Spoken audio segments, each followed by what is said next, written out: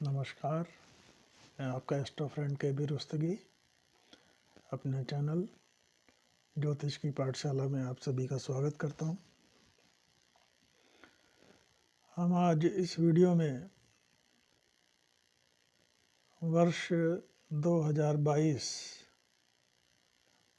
मेष राशि वालों के लिए कैसा रहेगा उसके बारे में विस्तार से चर्चा करेंगे। मित्रों, पहले 2022 का योग जो आता है 6 और 6 अंक जो है शुक्र का है और शुक्र का मतलब है भौतिकता, विलासिता, ऐश्वर्य, संपन्नता, मकान, गाड़ी, लग्जरी।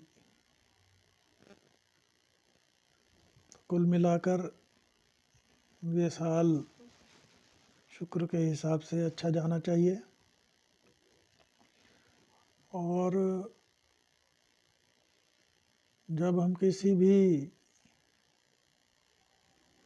राशि का फलादेश देखते हैं तो पूरे वर्ष के फलादेश में जो आउटर प्लैनेट्स होते हैं, आउटर प्लैनेट्स का मतलब जिनका सन से डिस्टेंस होता है और उनके परिणाम आने में धीरे आते हैं और थोड़ा टाइम लगता है। तो पहले साल का जब वर्षफल देखा जाता है तो आउटर प्लैनेट्स जिसमें शनि, बृहस्पति, राहु और केतु ये आउटर प्लैनेट्स में आते हैं। इसीलिए ये गोचर में लंबे समय तक रहते हैं और इनका परिणाम भी धीरे और लंबे समय में मिलता है। तो साल के वर्षफल में इन चारों ग्रहों का अध्ययन।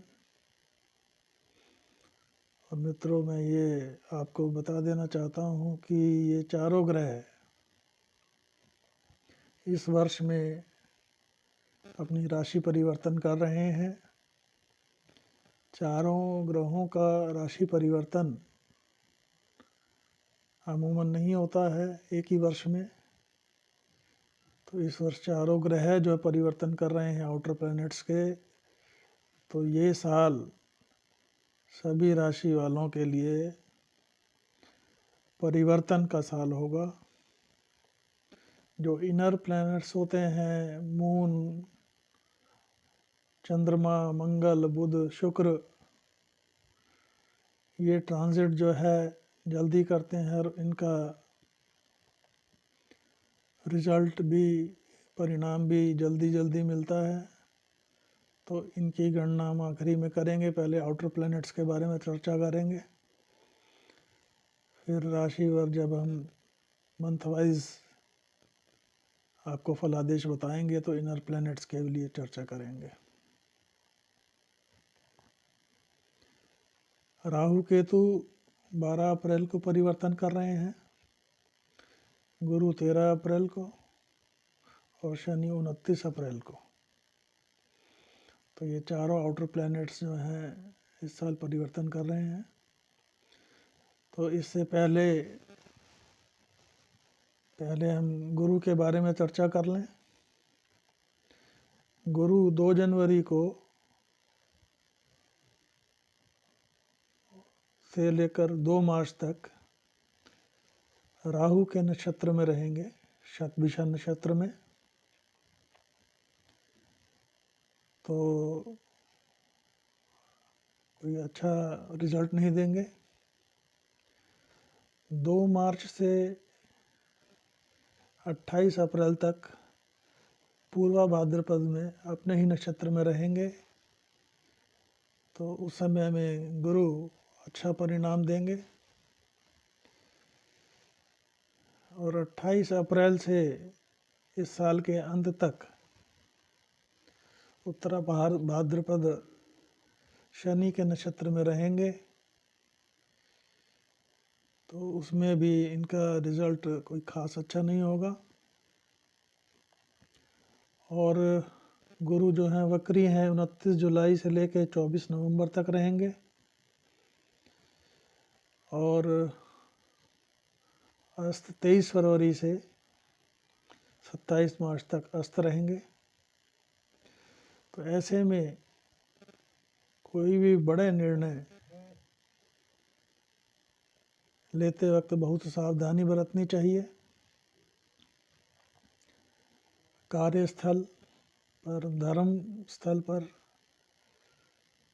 जो है कुछ बदलाव होने की स्थिति, क्योंकि गुरु जो हैं इस टाइम मेष राशि वालों के कर्म स्थल पर गोचर कर रहे हैं कुंभ राशि में, और उसके उपरांत वो 13 अप्रैल को अपनी ही राशि में मीन में चले जाएंगे। अब आते हैं हम शनि पर। शनि ग्रह जो है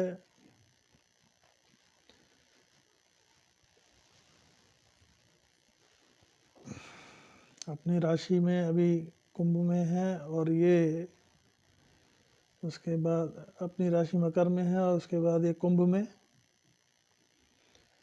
29 अप्रैल को चले जाएंगे और साल के अंत तक कुंभ में रहेंगे। और शनि जो है 18 फरवरी तक श्रवण नक्षत्र में रहेंगे और उसके उपरांत धनिष्ठा नक्षत्र में, मंगल के नक्षत्र में रहेंगे। तो इस साल जो है शनि पूरे साल अपनी राशि में रहेंगे, लेकिन शत्रु नक्षत्रों में रहेंगे। और वक्री ये 5 जून से लेकर 23 अक्टूबर तक रहेंगे और अस्त 24 जनवरी से 27 फरवरी तक रहेंगे। तो ऐसे समय में बड़े निर्णय लेने में थोड़ा सा सोच समझ और धैर्य की ज़रूरत होनी चाहिए। राहु 12 अप्रैल को कृत्तिका नक्षत्र में वृषभ में, उसके उपरांत मेष राशि में गोचर करेंगे और राहु कृत्तिका नक्षत्र में 14 जून तक सूर्य के शत्रु नक्षत्र में रहेंगे। 14 जून के उपरांत शुक्र के भरणी नक्षत्र में रहेंगे, जो राहु का मित्र नक्षत्र है, और इस नक्षत्र में राहु पैसा देते हैं, धन देते हैं। केतु वृश्चिक राशि में 12 अप्रैल को ये जो है तुला राशि में चले जाएंगे और ये 8 फरवरी तक, 1 जनवरी से 8 फरवरी तक अनुराधा शनि के नक्षत्र में, और 8 फरवरी से लेकर 18 अक्टूबर तक विशाखा नक्षत्र में, गुरु के विशाखा नक्षत्र में जो गुरु जिसके स्वामी हैं उसमें रहेंगे।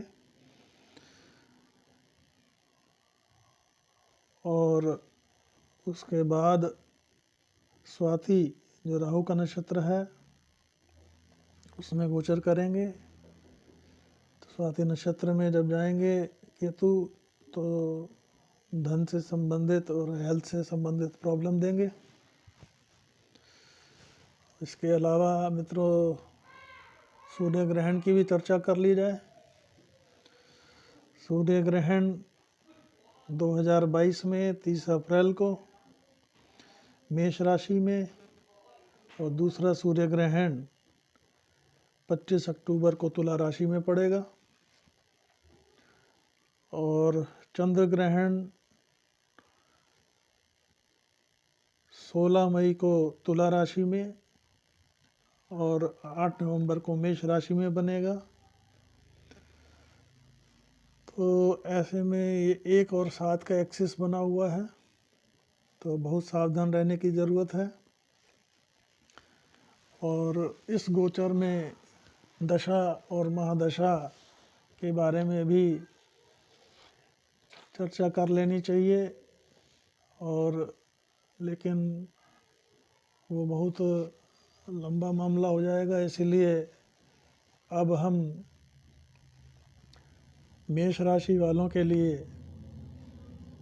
जो इनर प्लैनेट्स का जो है क्या प्रभाव रहेगा उनके फलादेश पर आते हैं। मंगल साल की शुरुआत में जो मेष राशि के लॉर्ड हैं 8th हाउस में गोचर कर रहे हैं, और 8th हाउस में गोचर जो कर रहे हैं वहाँ पे केतु वृश्चिक राशि में बैठे हैं। आकस्मिक धन लाभ तो कराते हैं, क्योंकि अष्टम के मंगल अपनी ही राशि में बैठे हैं, तो अष्टम का दोष नहीं लगता है। लेकिन केतु के साथ बैठने में थोड़ा सा मंगल और साथ में सूर्य भी वहीं अभी गोचर कर रहे हैं 15 तारीख तक, तो थोड़ी सी विस्फोटक स्थिति बनाएंगे, चोट चपेट की स्थिति बन सकती है। और इसके अलावा जो है फिर ये धनु राशि में गोचर करेंगे। 14 जनवरी से लेकर 27 फरवरी को जो है शनि अस्त रहेंगे, जो मेष राशि वालों का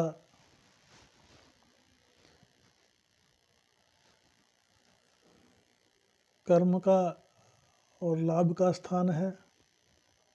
तो ऐसे में मेष राशि के जो जातक निराश ना हो, कर्म करते रहें। कर्म करने पे उनको अभी तुरंत फल तो नहीं मिलेगा, लेकिन उसके उपरांत हताश ना होने पे अगर कर्म जारी रखेंगे तो उसका फल अवश्य मिलेगा।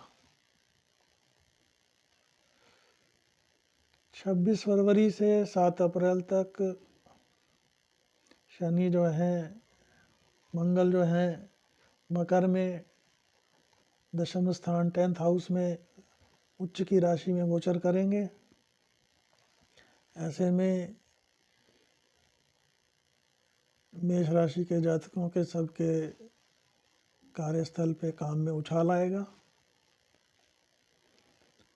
और बिजी रहेंगे, कार्यों में व्यस्त रहेंगे, कामकाज अच्छा चलेगा। उसके उपरांत 23 फरवरी से 27 मार्च तक गुरु अस्त रहेंगे, तो इसलिए इसकी सावधानी रखने की ज़रूरत है, क्योंकि गुरु 12वें और 9वें स्थान के लॉर्ड हैं मेष में, तो खर्चों में वृद्धि, भाग्य में कमी लाएंगे। 7 अप्रैल को मंगल कुंभ राशि में 17 मई तक रहेंगे, और उस समय शनि भी कुंभ में आ जाएंगे। ऐसे में थोड़ा सा मंगल और शनि का आपस में दंगल चलेगा, लेकिन फिर भी स्थिति लाभप्रद रहेगी। और इसके बाद जो 4 ग्रह ट्रांजिट हो रहे हैं, तो समय इसके बाद परिवर्तन होगा। कुल मिला के हमें हर राशि का इस वर्ष 2 हिस्सों में फलादेश देखना चाहिए, जनवरी से लेके अप्रैल तक और अप्रैल के बाद दिसंबर तक, क्योंकि सारे आउटर प्लैनेट्स जो हैं ट्रांजिट हो रहे हैं, तो परिवर्तन का वर्ष है। तो इसके बाद जो है सूर्य ग्रहण की स्थिति निर्मित होगी।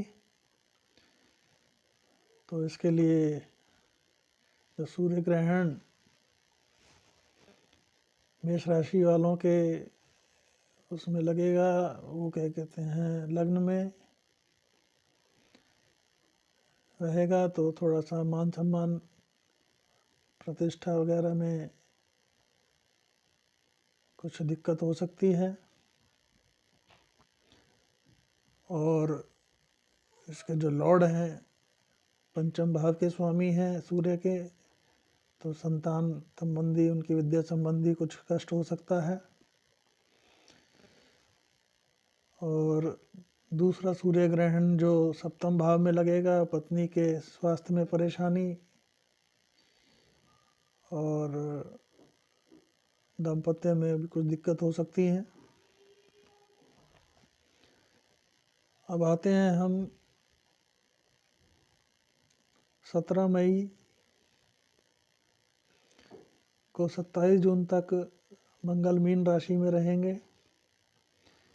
यहाँ मंगल गुरु के साथ युति बनाएंगे, तो ये युति उनकी 12th हाउस में बनेगी, जो हेल्थ में प्रॉब्लम दर्शाता है और उनके खर्चे भी बढ़ा देगा, खर्चे भी इंक्रीज़ होंगे। तो ये गोचर कोई अच्छा नहीं रहेगा।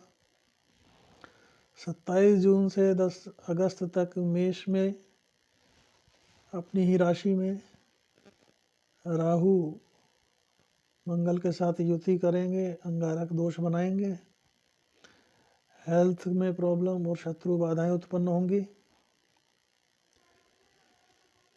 10 अगस्त से 16 अक्टूबर तक वृषभ में धन भाव में रहेंगे। तो ऐसे में ये गोचर धन का आगमन कराएगा और धन के हिसाब से अच्छा रहेगा। 16 अक्टूबर से लेके 13 नवंबर तक मिथुन राशि में पराक्रम भाव में रहेंगे, भाग दौड़ लगी रहेगी और मंगल कारक होते हैं पराक्रम भाव में। छोटी छोटी यात्राएं हो सकती हैं, लाभप्रद रहेंगी। छोटे भाइयों से संबंध वगैरह पे थोड़ा सा ध्यान दें। और उसके बाद मंगल वक्री हो जाएंगे और वक्री होने के बाद जो है मिथुन में रहेंगे। और उसके बाद 13 नवंबर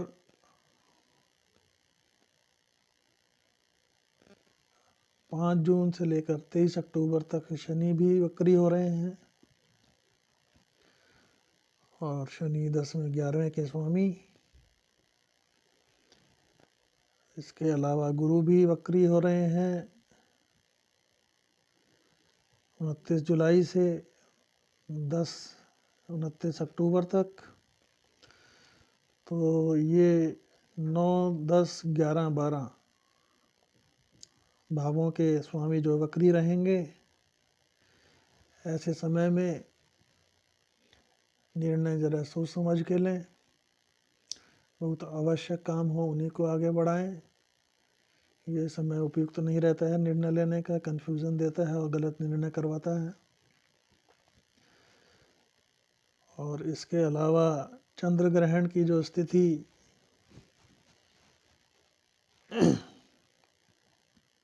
बनेगी वो भी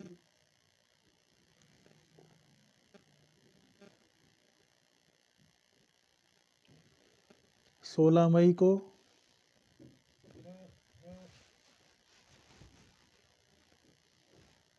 16 मई को चंद्र ग्रहण। और दूसरा चंद्र ग्रहण 8 नवंबर को मेष में होगा और पहला 7वें में होगा तुला में।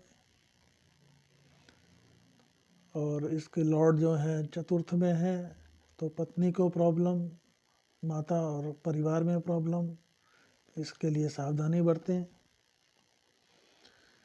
तो इस तरह से मित्रों मंगल जो लॉर्ड है मेष के, ये 2022 अगर कुछ अड़चनें या कुछ प्रॉब्लम्स ला रहा है तो संभावनाएं भी ला रहा है। ये साल कुल मिला के मिला जुला रहेगा। और इसके लिए जो उपाय हैं, हनुमान जी की आराधना करें, दुर्गा माता की उपासना करें, और 3 मुखी रुद्राक्ष धारण कर सकते हैं, महादेव की उपासना करें। और आप सभी को नव वर्ष की मेरी शुभकामनाएं। अगर आपको मेरा ये वीडियो पसंद आया हो तो इसे लाइक करें, मेरे चैनल को सब्सक्राइब करें। और अगर आप किसी तरह का भी मेरे से निजी परामर्श चाहते हैं तो मेरा व्हाट्सएप नंबर है 8178113518। आप अपॉइंटमेंट टाइप करके मेरे से अपॉइंटमेंट ले सकते हैं। उसमें आपको आगे की प्रक्रिया बता दी जाएगी। कॉल्स हम नहीं ले पाएंगे। बहुत बहुत धन्यवाद। वंदे मातरम। जय हिंद।